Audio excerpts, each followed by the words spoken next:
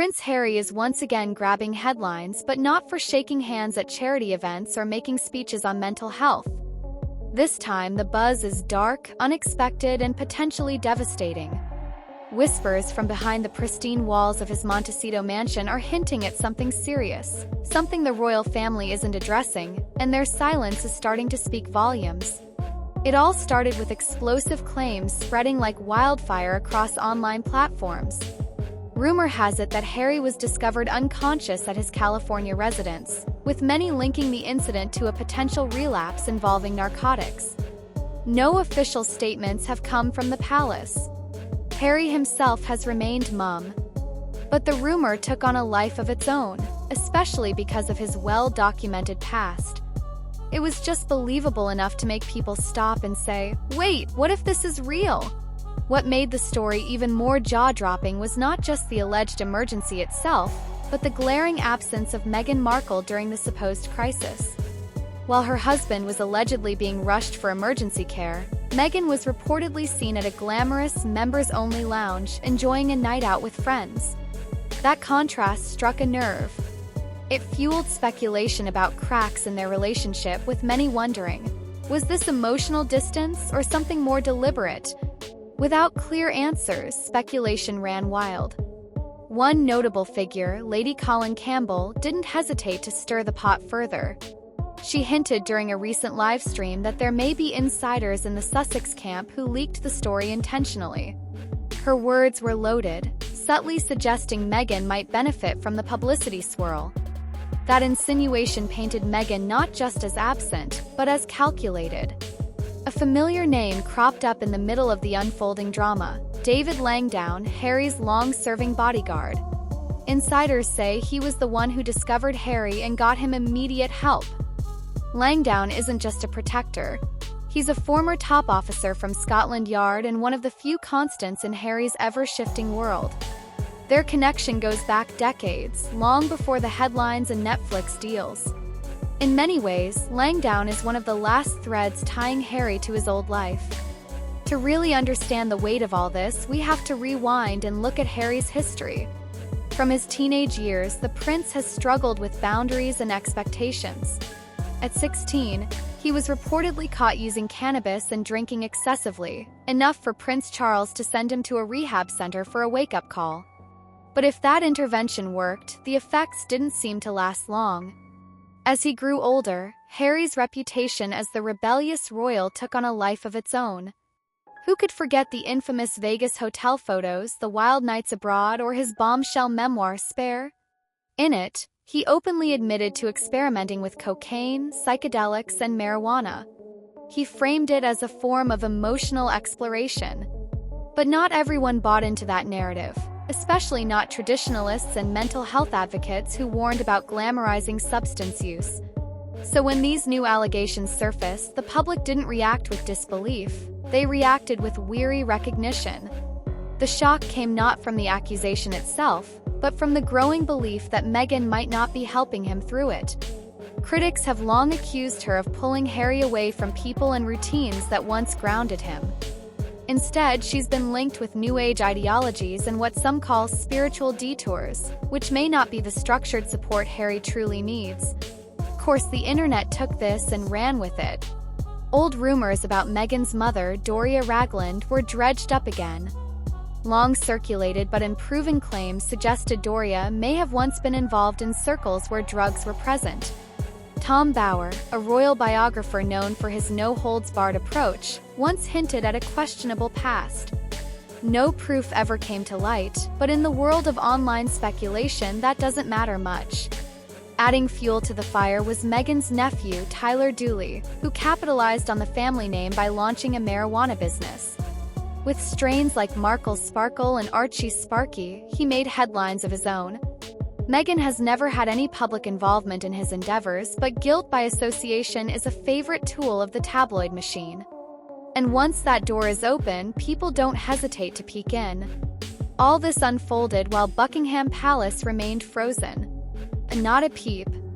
No clarification. No denial. This wasn't surprising to royal watchers, who know the institution prefers silence over engagement when scandal strikes. But sources say behind those palace walls, concern is very real. King Charles and Prince William are reportedly keeping close tabs on Harry's well-being. Some insiders claim this is exactly what they feared when he chose to walk away from his royal role. There's another theory floating around too, one that suggests the royal family's silence isn't accidental. Lady Colin Campbell theorized that the firm is taking a step back on purpose. Not out of neglect, but as a form of tough love. The idea? If Harry's going to face the consequences of his choices, he has to do it without the institution constantly bailing him out.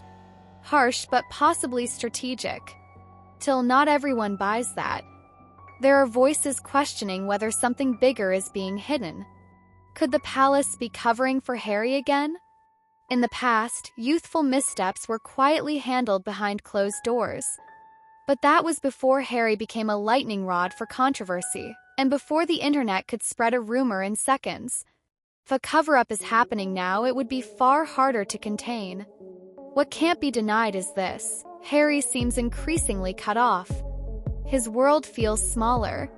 Apart from Meghan and a few remaining confidants like Langdown, he appears isolated.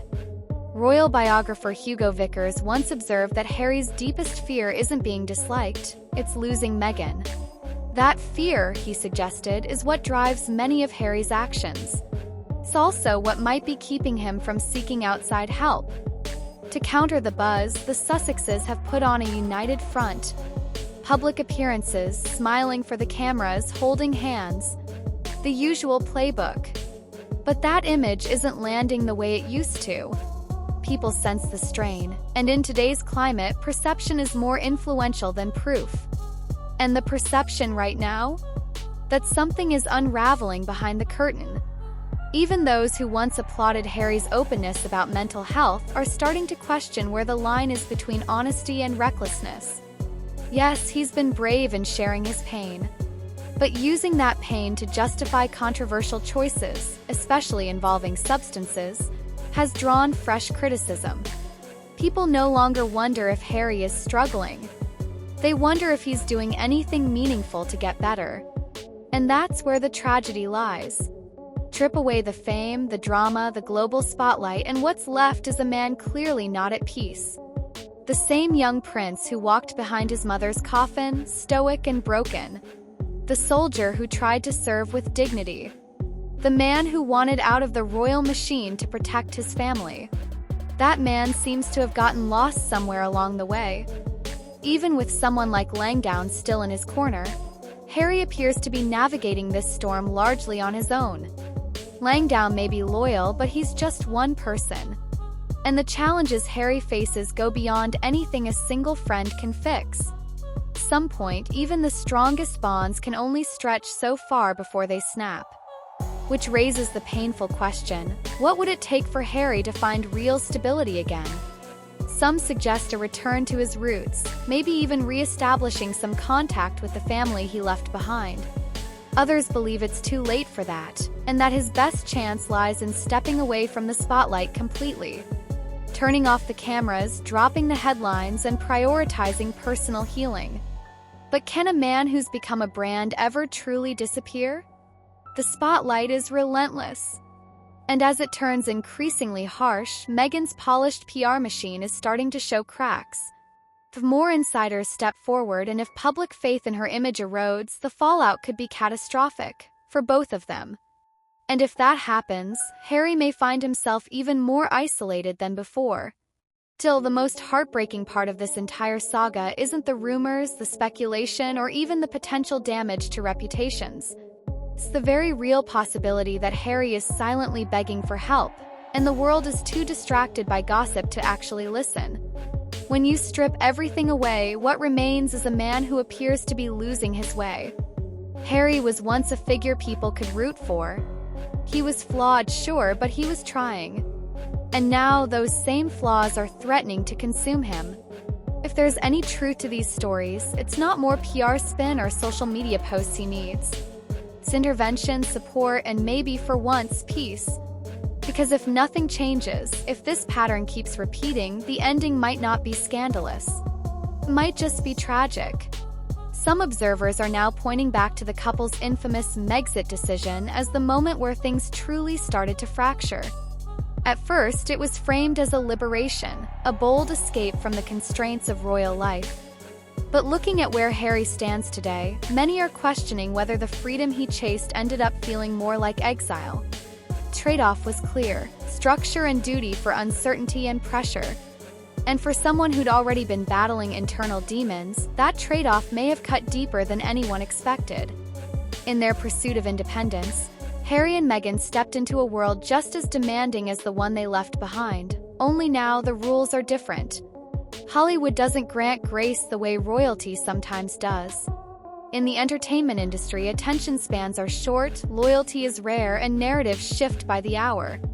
For Harry, whose entire life has been one long act of public performance, this new stage may be more brutal than Buckingham Palace ever was. Even the people who once defended their every move have grown quieter. Influential voices who once praised the couple for their courage are now treading carefully, if not stepping away entirely. Brand deals are stalling. Public appearances feel more scripted than ever. And the audiences that once cheered are beginning to ask harder questions. Is this what healing looks like? Or is this just a different kind of spectacle? In the end, the real concern isn't about PR optics or royal protocol. It's about a man standing at the edge, trying to find his footing on shifting ground.